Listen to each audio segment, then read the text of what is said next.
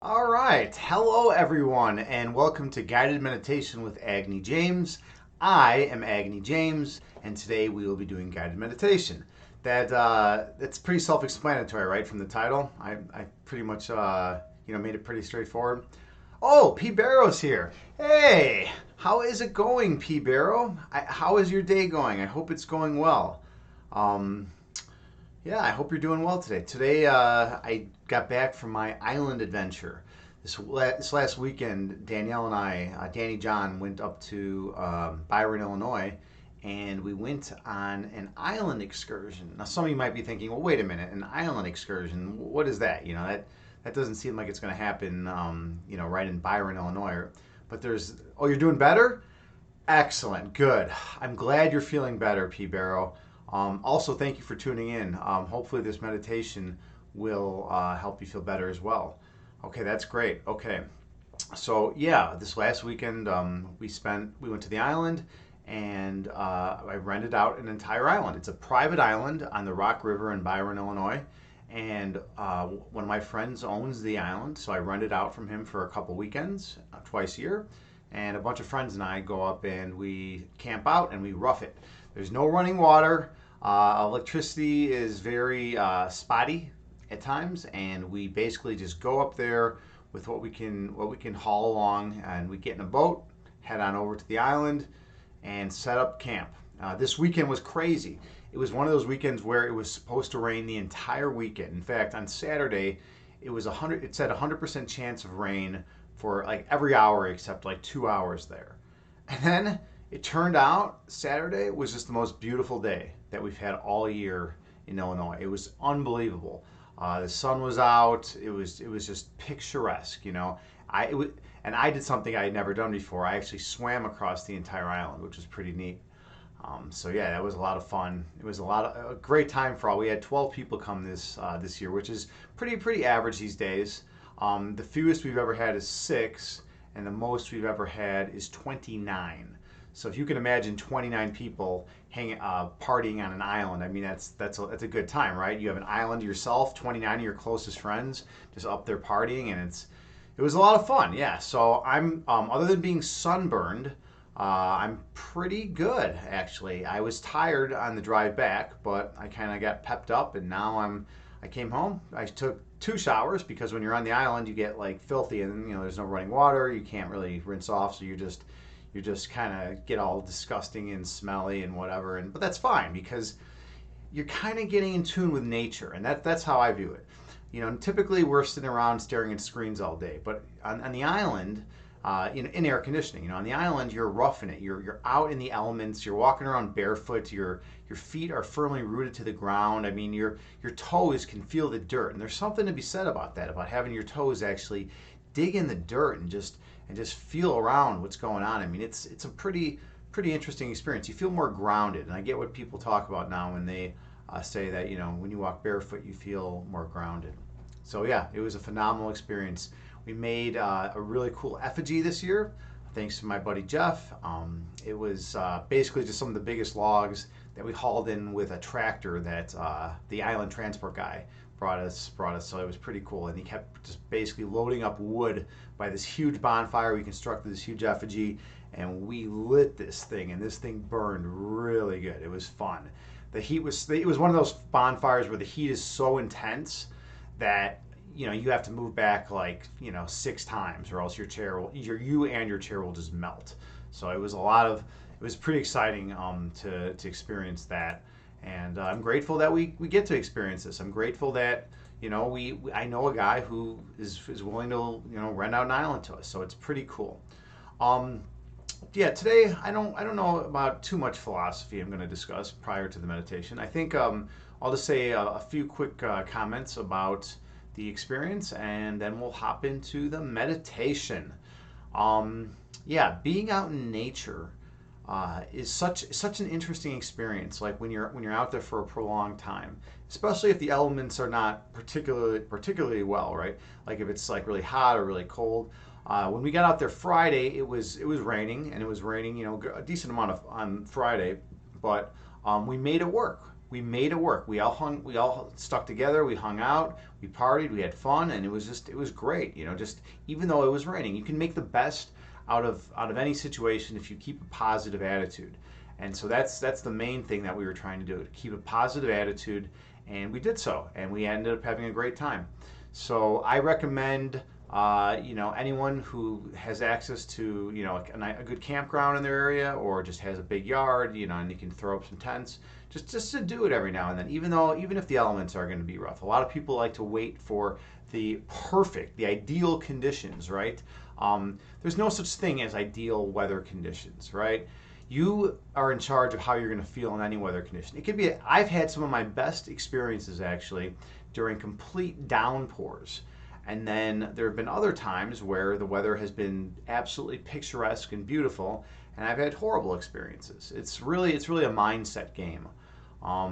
There weren't any mosquitoes this year, which was great. There were a decent amount of flies, and at one point I looked down and I noticed that I had like 4 or 5 flies just hanging out on my legs, and my initial instinct was, I should brush these flies off. Why are they on my leg, right? That's ridiculous. And then I thought about it and I was like, well, that's kind of a waste of energy. Why don't I just choose to not allow them to affect me, right? And that's something kind of interesting. We have the power to just not allow external events to affect us if we so choose. If we're disciplined, if we've done meditation and yoga, that also helps. We can just focus and let go of any attachments to little pricks or whatever from like a fly walking around on you. But it's kind of weird actually, right? I mean, people are looking at me like, why do you got flies all over your legs? And I'm like, and I was just like, no, it's cool, dude. Don't worry. And there was actually a really cool experience I had about maybe 7 years ago, where I was meditating by the fire, and there were a bunch of mosquitoes that year, and I was just covered like head to toe in mosquitoes. I literally had about 75 to 100 mosquitoes on me. It was insane. And people were taking pictures. It was just wild. But I was perfectly fine. And I sat there for half an hour and I just meditated while these mosquitoes were crawling on me and biting me and sucking my blood. I didn't care. I just chose to not allow them to affect me. And I want everyone out there to know that we have the power to do that. I do that with with really cold temperatures too. A couple of years ago in Chicago, there was this thing called the polar vortex. It was just basically like ridiculously cold. Everyone's like, "Oh my God, what are we going to do? The world's going to shut down, right?" I'm outside in a shirt and no shirt and shorts. I'm just walking around on my balcony, just hanging out, chilling. And yeah, was it cold? Yeah. When I initially went out there, was I like, "Holy shit, I better get inside"? Yeah. But then I chose to not allow it to affect me. And as soon as I did that, as soon as I made that decision that, you know what, I choose not to be cold, I cease to be cold. And that's really amazing that we have the power to do that kind of stuff, right? It's all mind over matter in the end. We really can create our own destiny. We can do these things. So it's pretty neat. Has anyone in chat ever experienced anything like that, where maybe you have like a pain and you just choose to not allow it to affect you, or something's bothering you and you choose to let it go? I'm interested. Let me know what if anyone's had that experience.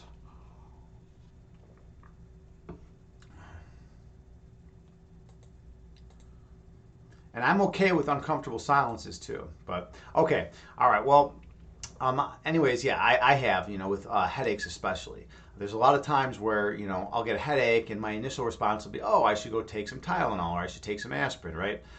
But I choose not to usually. And I sit down and I kind of just close my eyes and get into a meditative state and say, you know what? Am I going to choose to allow this headache to really, decrease my overall well-being and my peace of mind? Or am I going to choose to just, bypass the pain and not allow it to affect me? And if you choose to bypass it, you don't need to suffer. And that's a really, really interesting point. So we all feel pain. Pain in the body is, in humans, is C fiber firing. So we have these things in our nerves called C fibers. And when they fire, that's what causes pain, right? That's just a proven scientific fact. Well, we're going to feel pain plenty of times. You stub your toe, you smash your car door on your finger, whatever, right? You're going to feel pain. But you have the power to choose whether you're going to suffer from that pain or not. And that's kind of interesting, right? Think about that for a second. I'll even say it again. You have the power to choose whether you are going to suffer from pain. A lot of people conflate the two. They say pain and suffering are one and the same, they're the same thing. But that's not the case. Um, there's some people that that like pain, right? There's some people that think it's in certain instances, in controlled situations, right? And but then that's kind of atypical. But at the same time, when we have pain, we have made a negative association with pain as something bad, and then we tend to suffer from that. And if you want more evidence about that, you can look at a baby, or like a young kid, right? A young kid's walking around and falls and hits it, bangs his knee. A lot of times they're perfectly fine, but then they look up at their mother, and they've done studies, and if the mother has a very concerned look on her face, like if she's frightened, then the child will become frightened as well. But if the mother's casual about it, the mother does not have a concerned look on her face, doesn't have a concerned expression on her face, then a lot of times the child doesn't even react and just goes along with whatever he or she is doing. So pain and suffering are not synonymous, right? A lot of people believe suffering stems from pain, but it's just not the case. It's a false association. Well, it's a socially constructed association, probably that arose out of as an evolutionary adaptation over the years, right? Because if it's a serious pain, yeah, then you need to be concerned, right? Like if you break your arm, go to the hospital, right?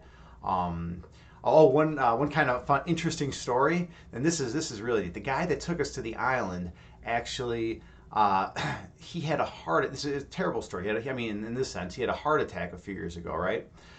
Oh, hey, Yoga with Jen. How's it going? It's so good that you came and visited. Yeah, shout out to Yoga with Jen.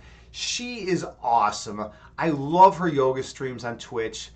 I've done 3 of them now, and they're all fantastic. I've been doing yoga for 15 years, and her yoga classes are on point. They're great. The things she says are incredible. She's a great teacher, a great instructor, and I definitely recommend you check her out. So definitely check out Yoga with Jen when you get a chance.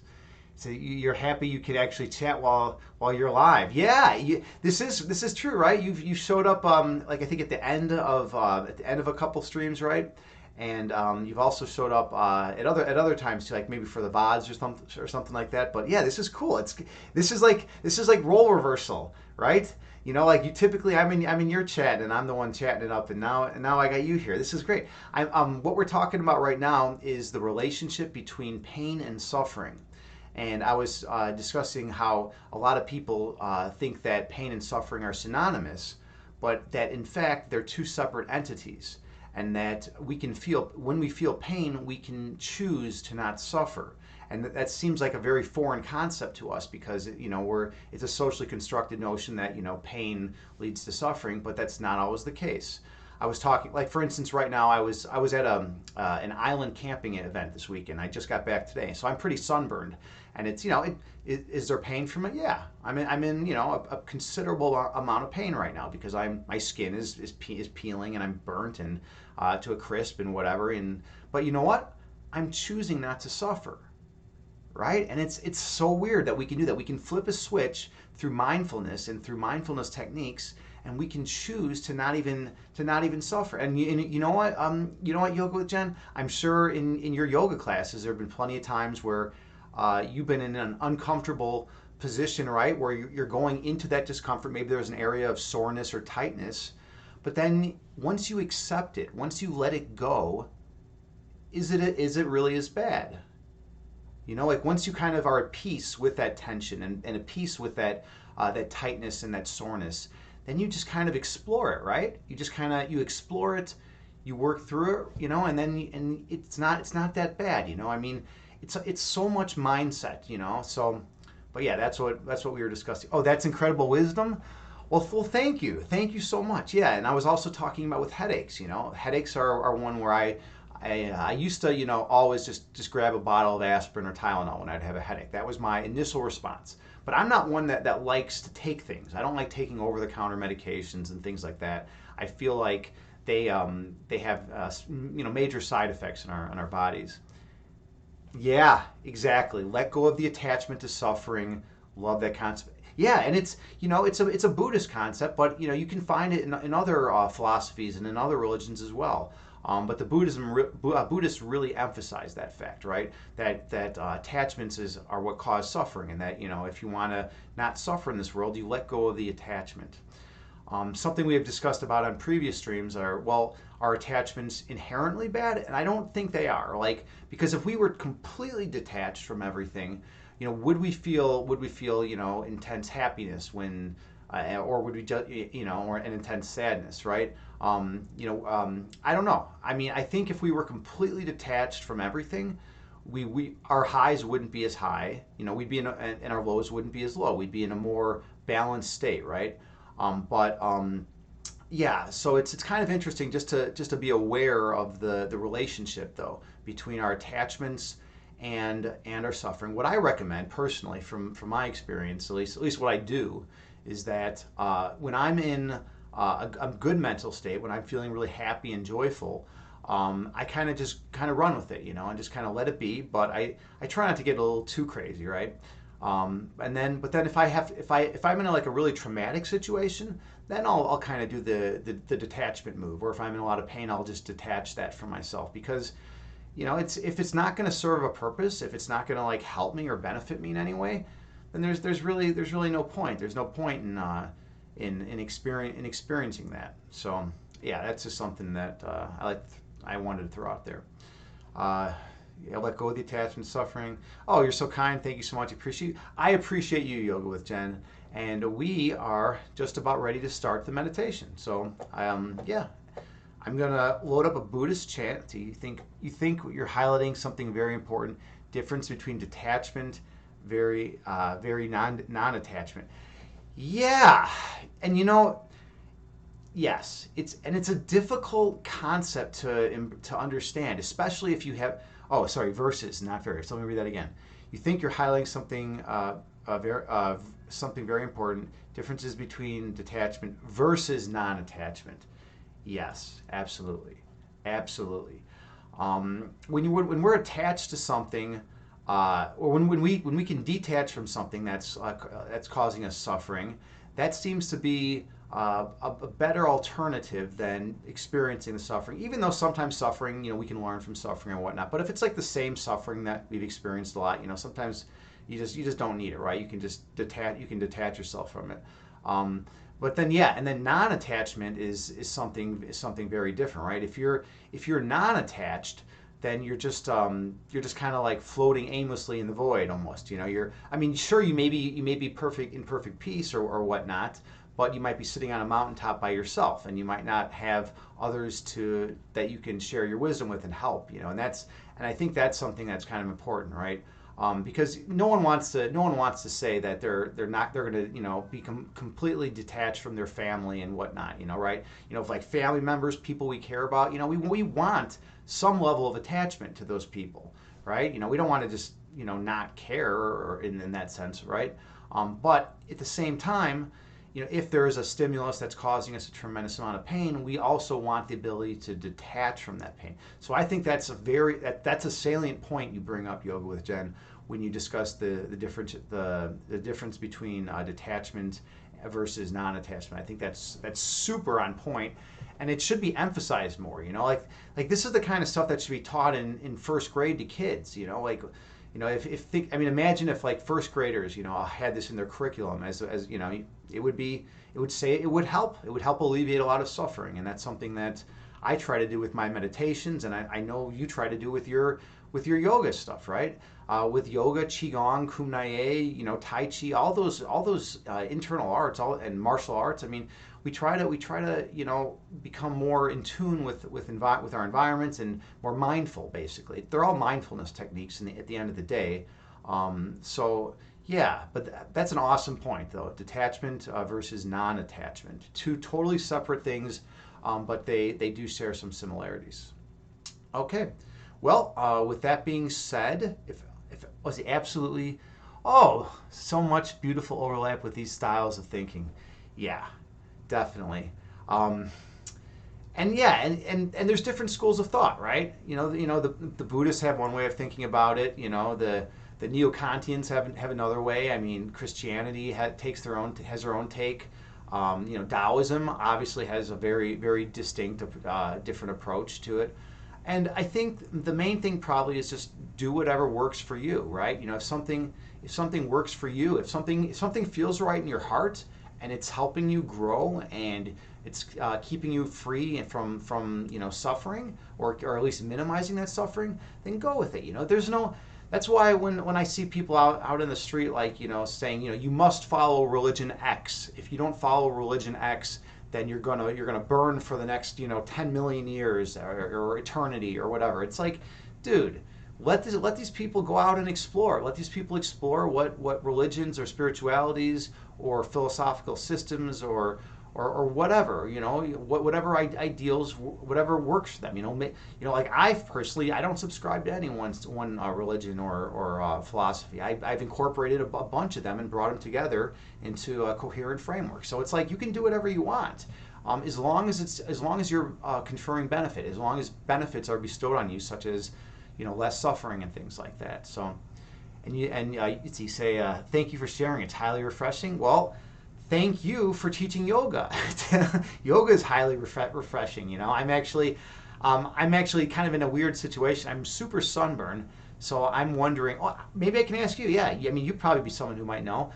If you're sunburned, is it good to go to hot yoga? I mean, I'm going to see how I feel tomorrow, but I mean, it could irritate it a little bit, but we'll see. I threw out a bunch of aloe vera as soon as I got home, so maybe I'll stop it before it gets too bad. I don't know if you've had much experience with like hot yoga. I do the Bikram series, the 105 degree 90-minute sessions, and I've been doing it for about 10 years. Let's see. Do you think it might irritate the skin a bit? However, you're not in the sun, so yeah, I kind of feel like that too, right? And if, at the end of the day, I mean, I don't really leave the hot room much, unless I have to go to like the washroom or something, right? But at the end of the day, if it gets like too terrible, I could always just walk out and take off or something. But yeah, it's definitely something that I'm going to check out tomorrow, because after this weekend of not doing any, I mean, I have a yoga routine that I do on my own in the morning, but it's not the same as actually having a personal instructor there. Like when you teach me yoga, I get so much more out of it than when I do it on my own. And you say, I teach in those heats at the moment. It feels amazing to be back in the heated studio space. It does feel so good. I mean, my favorite thing about it is that I sweat out all the impurities, all the toxins in my system. I feel my body feels so clean and pure when I get out of that hot room. It's amazing. It's like I'm reborn almost. It's just ridiculous. The problem for me then is just to maintain enough nutrients and electrolytes in my system such that I don't cramp up, because my hamstrings are like super super prone to cramping up in general. And then also when I do yoga, I sweat so much. I sweat out a lot of potassium and magnesium and other things that help you prevent you from cramping up, right? So I basically come home and I eat bananas, and I down potassium pills, and I eat kiwi fruit, blueberries, potatoes. I'm just loading in like as much of potassium in my system as possible, salts, and to try to not get those leg cramps. And then you said absolutely you could 100% try and see how it feels. Yeah, and that's what I'm gonna do. I'm just gonna give it a shot. I'm gonna give it a shot, and we'll see how it goes tomorrow. But I right now I'm real high energy, so now, and I'm feeling like I don't want to be as super high energy right now. I want to try to kind of refine my energy and slow it down a little bit. Sometimes I get a little loquacious, and I don't. It's not something that I need to be. Sometimes it's better to be more zen, especially if I'm going to be teaching a guided meditation. All right, so you'll want to get in a nice, comfortable, seated position. You can sit in lotus pose. You can sit cross-legged with your back against the wall. You can sit in a chair. The main thing is that you want to be sitting in a position that is comfortable for you. In addition to that, you'll want to be wearing comfortable clothes. You don't want your shirt like pulling on your arm really tight, or you don't want to be wearing really tight jeans if you're going to be sitting for about half an hour for a meditation. You want to be comfortable. That's another component to it. And I have a Buddhist chant. Oh, hey, solitary reader. Yeah, well, thank you so much. Thank you so much. I appreciate it. Yeah, I'm streaming these meditations. I've been doing this for 3 months now, about 6 days a week, and I usually talk some philosophy and spirituality prior, and then I also incorporate it into the meditation. My passion is philosophy because I went to grad school for philosophy. I have a master's in analytic philosophy, and I love it, and I love teaching it, and yeah, so that's just what I do: philosophy and meditation. Okay, so back to the meditation. So yeah, you want to be in a comfortable position, and you want to just be relaxed. And I have a Buddhist chant CD that I play that has a chime that goes off every 2 seconds. So I'm going to start that for you right now.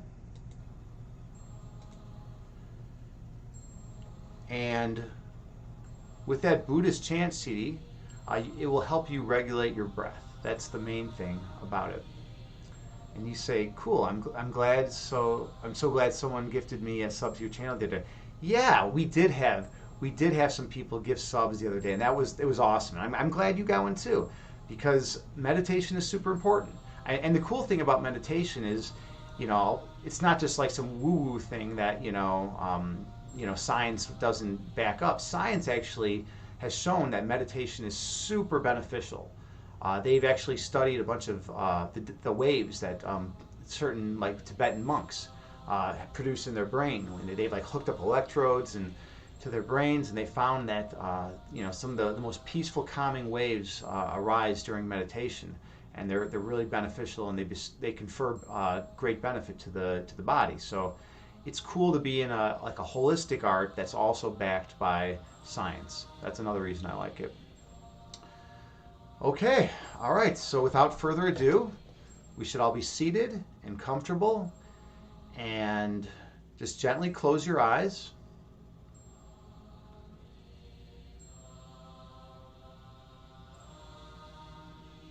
And take a few deep breaths.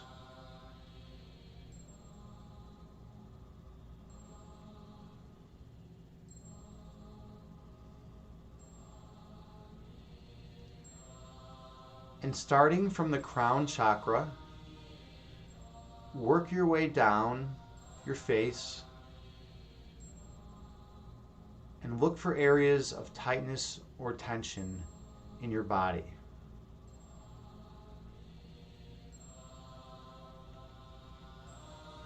Some people store their tension and stress in their forehead. Some people store their tension in their jaw. And some people store their tension in their neck and shoulders.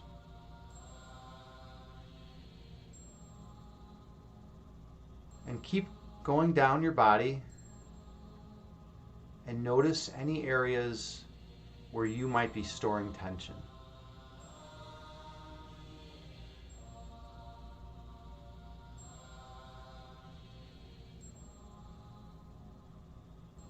And if you find an area where you're storing tension, do not judge yourself. Do not think negative thoughts about the fact that you're storing stress in your body. Just observe it. I tend to store tension behind my eyes and in my jaw. But when I meditate, most of that tension, if not all, goes away. And the same will happen for you. So take another deep breath and just relax, sitting quietly with good posture, as if you're perched on a mountaintop. And from that mountaintop, you're looking out at the clouds. And those clouds are like your thoughts.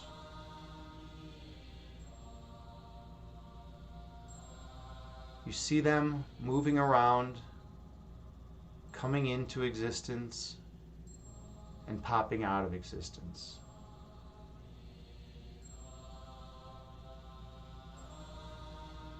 Let your thoughts go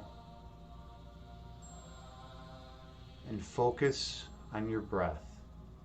Inhale through your nose, gently raising your abdomen.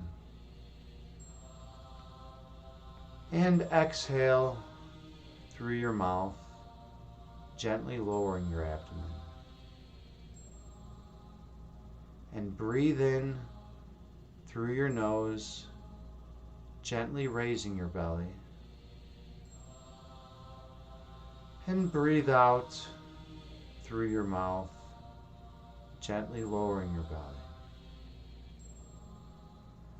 Find a nice, comfortable breath count and stay true to your breath.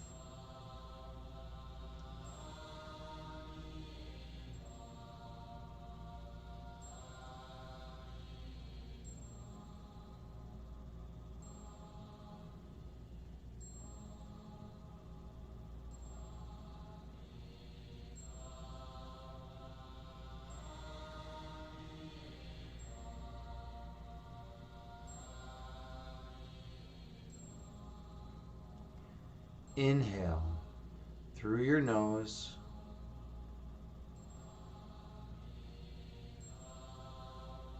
and exhale through your mouth.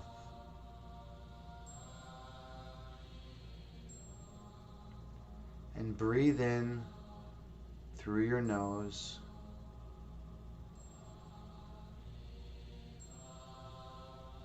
and breathe out through your mouth.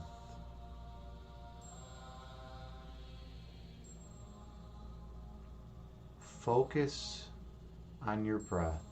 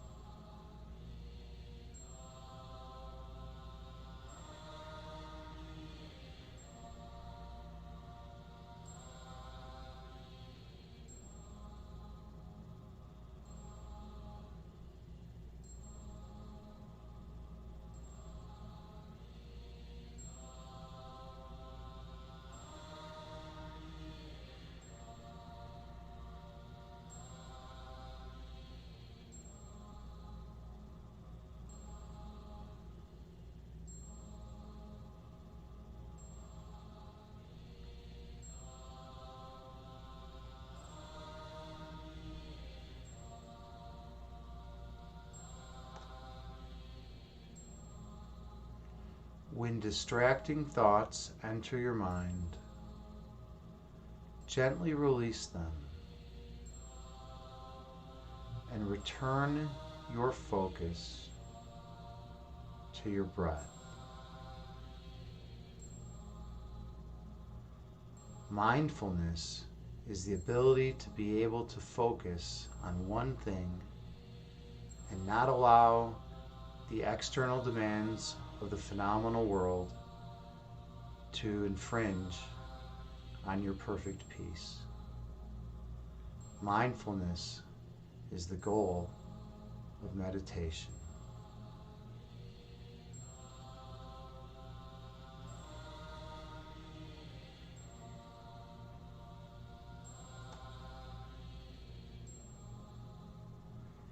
Inhale through your nose, gently raising your belly. And exhale through your mouth, gently lowering your belly. And breathe in through your nose, gently raising your abdomen. And breathe out through your mouth, gently lowering your abdomen. Stay true to your breath.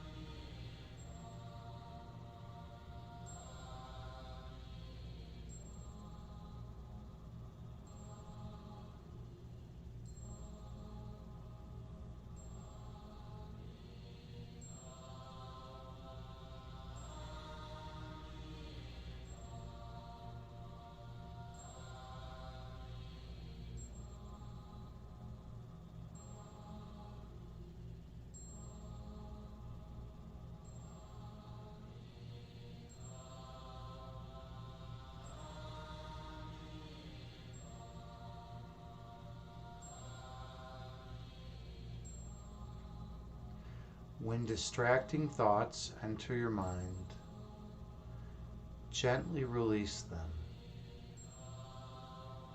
and return to your breath.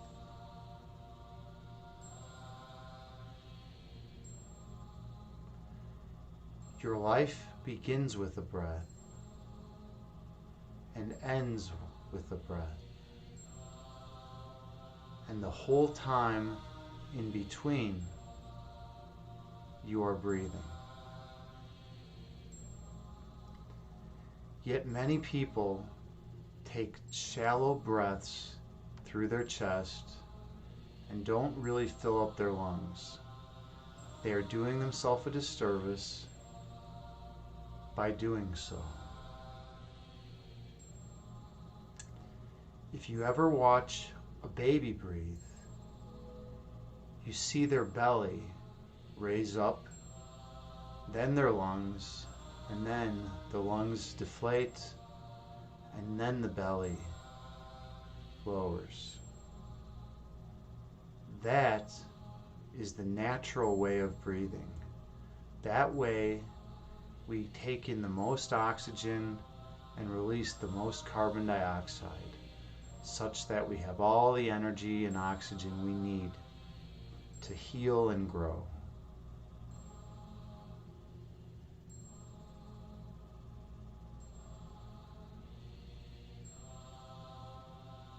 Focus on your breath.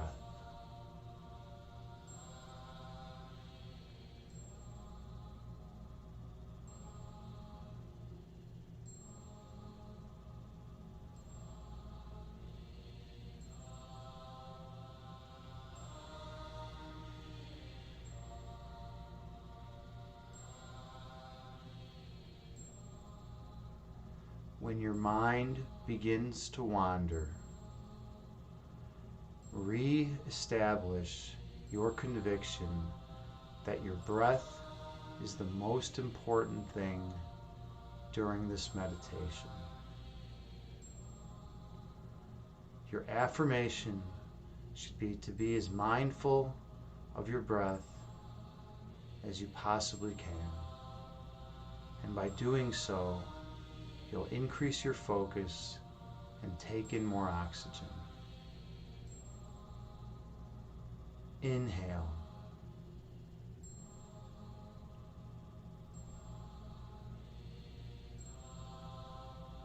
And exhale, releasing all that does not serve you well. And gently breathe in, raising your abdomen.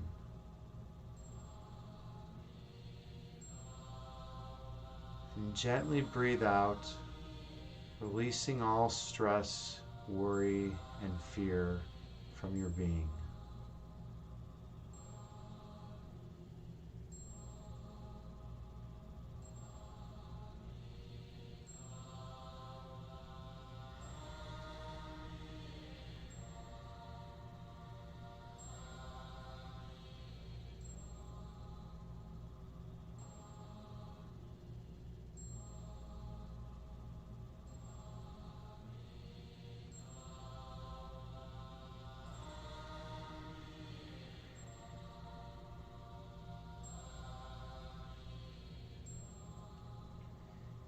Inhale.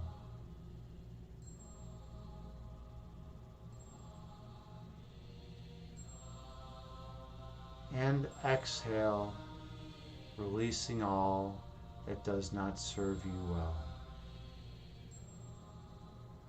And breathe in, raising your abdomen.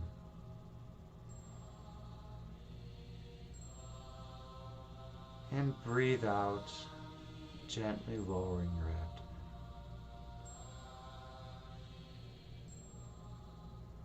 Stay focused on your breath.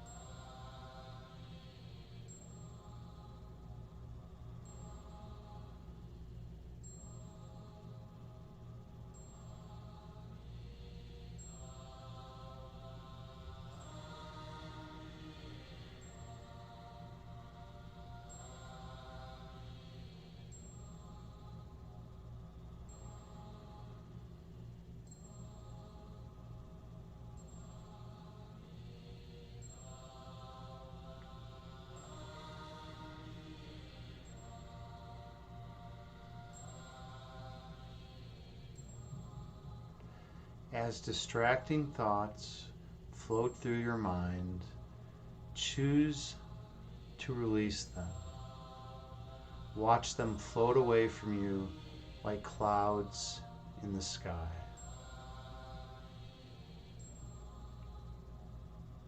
Focus on your breath and choose to have a clear mind, pristine and full of love and light. Inhale through your nose, gently raising your belly. And exhale, releasing all that does not serve you well. And inhale through your nose,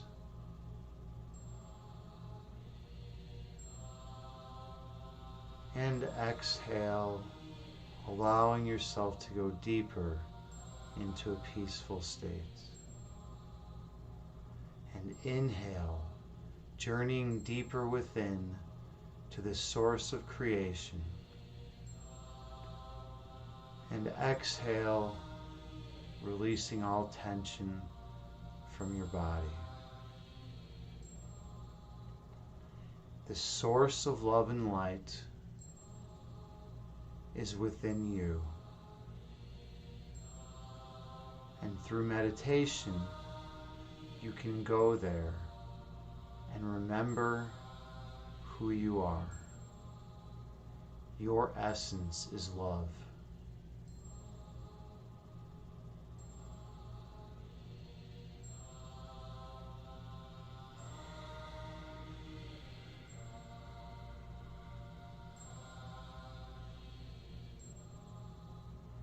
The manifestation of your essence is light.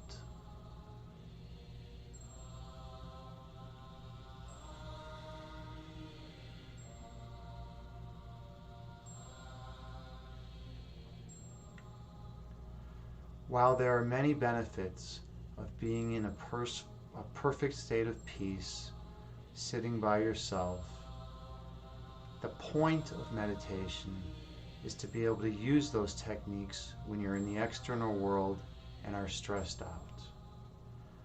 There's many times where everyone around you is losing their head, and if you can settle your mind and be a source of peace and light, you can have an impact on their overall well-being.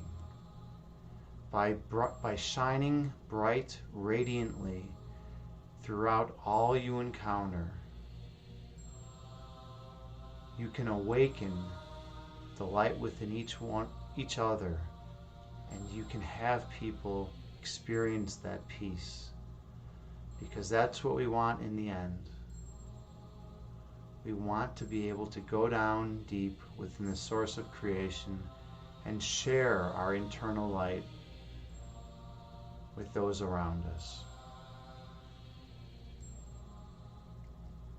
Inhale.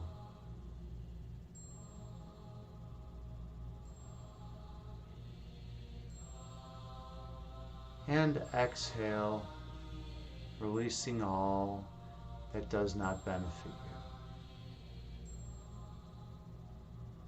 you. Inhale through your nose, raising your belly.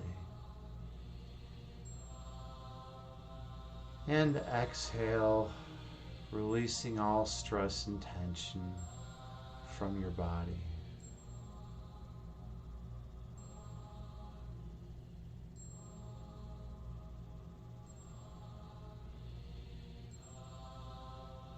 Your essence is love.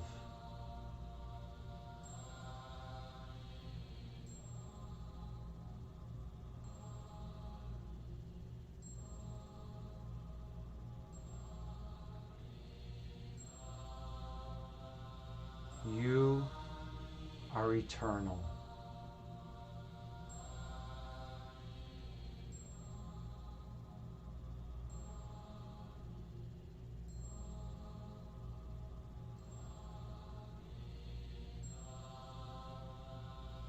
You are immutable.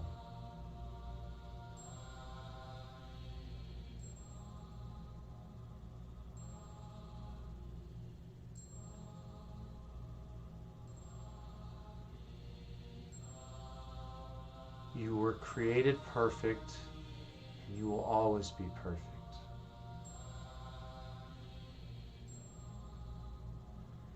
Go down deep to the source of creation that exists within you, and rest comfortably there, and you will remember who you are. Go down deep to that place of oneness where there is no other, and see the radiant light in all your brothers and sisters throughout the world. That place of peace, that place of joy is shared with everyone around you, and you can rekindle that in those who have allowed ego distortions to affect their peace. The ego does not want you to take an inward journey and go to the source of creation, for its existence depends solely on you not remembering who you truly are. But when you remember your true essence, when you remember who you really are, all delusion is dispelled from your mind, and you become one with eternity. Inhale.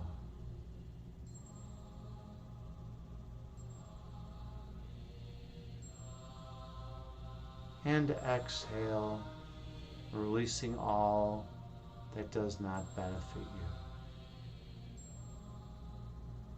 And breathe in deeply through your nose, filling your vessel with love and light. And as you exhale, go down deep to that place of perfect oneness and sit still there. For that is where you belong. That is truth. The source of creation is your eternal home, and that is where you will always reside. Within the perceptual confines of this illusory dualistic framework, there are many things in the world that seem to disrupt our peace of mind. But external events within the spatio-temporal realm can only affect you if you choose to give them the power to do so. Otherwise, you can go within and be at perfect peace. Now, it's not going to be done in one day, or 1 week, or 1 month. But if you consistently and diligently practice meditation, yoga, and some of the other internal arts, then you'll come to find that perfect place of peace within you when you're out in the external world dealing with ego distortions. And that's the goal of meditation. Inhale, gently raising your belly.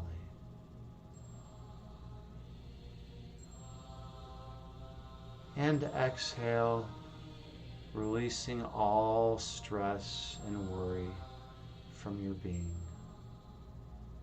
And take a deep breath in, filling your body with love and pure light.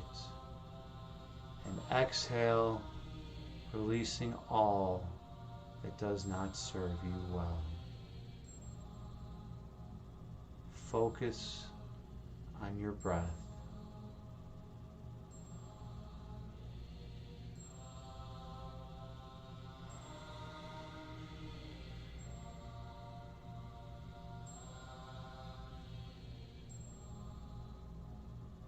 Be true to your breath.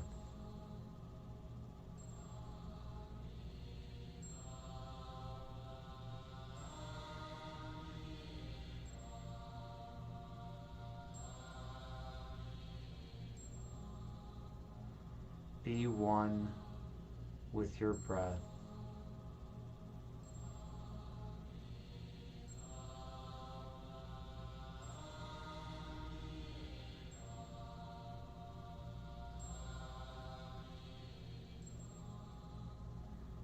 Just be one.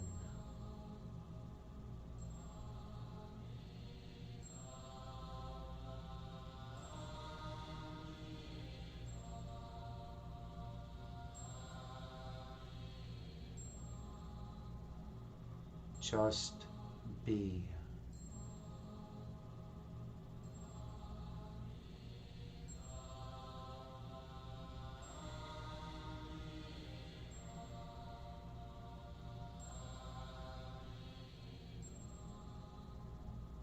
Inhale, sitting quietly in your home at the source of creation, and feel yourself surrounded by the warm love and light around you. You are perfectly protected. You are perfectly safe. You are in perfect oneness with all of creation. That is your inheritance. That is who you are. That is who you will be eternally. Breathe in.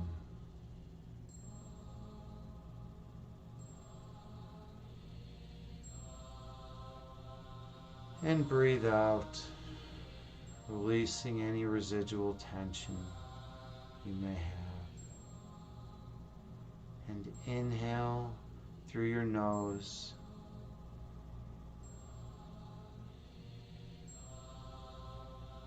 And exhale, releasing all thoughts from your mind. And inhale one final time, make it the deepest breath of the day. And exhale, bringing yourself back to a state of perfect oneness. Gently open your eyes and return to the present moment, bringing with you the peace from this meditation throughout the remainder of the day. Namaste.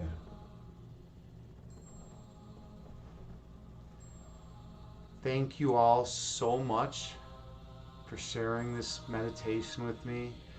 Oh, Terra Time, you're here. Mel's Camp is here. Roko Hemda. Everyone's here. This is amazing. Yoga with Jen was here. Wow, we have a great crew tonight. We have some such wonderful people. All right, let me pause the Buddhist chant and let me say hi to everyone. How is everyone doing on this glorious day? Good vibes. Thank you so much. You're here, Terra Time. It's always such an honor to be in your presence. I'm so grateful that you showed up. Uh, it's just wonderful. Everyone who has not checked out Terra Time stream, definitely check it out. She is she's one of the strongest lights on Twitch. She's bright, she shines radiantly, and she just exudes love and light and happiness to all who come to her stream. She's such a beautiful soul, and you get a good workout in the process. Her big one of her biggest strengths is the ability to make difficult workouts fun. She makes them entertaining, so definitely check out Terror Time Stream. And then Mel's Camp is incredible. I didn't Mel's Camp. I didn't know about the play on words with Scamp and Mel until you actually explicated them that one day. So I thought that was pretty cool that you're doing that. I like wordplay as well. Mel's Camp she's a phenomenal streamer. She has, I think, Nerds Night every Thursday night, but mostly she does a lot of the internal arts, and she does her thing that I love the most is that she mixes qigong and some other stuff with yoga, which is I think is phenomenal. I started my path to well-being with qigong, and then I got into yoga, and it's truly been a blessing to do so. So definitely check out Mel's Camp as well. Um, let's see. I wonder if my shout outs, yeah, my shout outs did go out earlier, so that's great. Okay. Well, thank you all so much. Oh, and Solitary Reader, thank you. That was beautiful. You haven't meditated in so long. I am so happy that you were able to come and join us tonight for this meditation. I stream meditations approximately 6 nights a week, and Wednesdays I stream at let's see, 8:30 p.m. Central Time. Yeah, it just popped up on the Stream Elements chat, so you can see when I stream for those 2 days, and then the other 5 days or 4 days of the week are just kind of at random times at night when I feel inspired to do so. So yeah, definitely, you're welcome to join us anytime you want some peace, and we'd love to have you here. We have a great group of people here that are all concerned about their well-being and improving their peace of mind. So yeah, come on by and share the love, share the energy with us. Thank you so much. Yeah, wonderful. We have a great group. Does oh yeah, and Solitary Reader. I didn't even notice what's going on here. I think I missed some stuff in chat a while back. Roko Hemda said hi. He was here. Wow. Hey, Roko Hemda. It's good to see you, brother. I've known Roko Hemda a while, and he's just an incredible human being. He's also one of the busiest guys I know. He's got two little cute little daughters, and he's married, and he's just got a new house, and he's got all sorts of stuff going on. So definitely check out Roko Hemda, or say hi to Roko Hemda whenever you want. And yeah, Solitary Reader, definitely check out Terra Time Stream. Join up on her stream. Follow. She's phenomenal. So definitely do it. What good energy! Such beautiful energy with such beautiful souls. I feel like if I put out as much good positivity as I can, that we draw in such a good group of people. I mean, this whole Twitch experience for me has been such an overwhelmingly positive thing, and it's all because of you. It's all because of the chat. The chat makes it worthwhile. And sure, if I meditated by myself, I would have benefits, and I would be more peaceful and whatnot. But it's much more rewarding to be able to share this love and the love of the universe with everyone in this chat. So thank you so much. It's much appreciated. Terra Time, you say you're a bit crazy. Well, crazy is a socially constructed term. But yeah, you have a lot of energy. You're kind of like me before my meditations. So during my meditation, beer day. Oh wow, beer day. All right, all right. I see where this is going. Now that we've reached the spot of beautiful peace, we're gonna go and get hammered, huh? uh, this is great. All right. Well, we have to figure out who we're gonna raid. Let's see. I mean, we this has been beautiful. Let's see who's available. Let's see. We have Check Me Out and the Great Kind. I'm not sure if they're doing reruns or not. Let me double check that real quick, and just to see, because I'm not a big fan of rating people who are just doing reruns. I'd rather have the chat have the live chat experience. So let's see. Yeah, Check Me Out and The Great Kind are both doing reruns, but there's someone else we can raid. We can raid Mix Pose. Mix Pose is a yoga. They do yoga streams, and they have, I think, 4 different instructors, and they do maybe streams 3 or 4 times a day.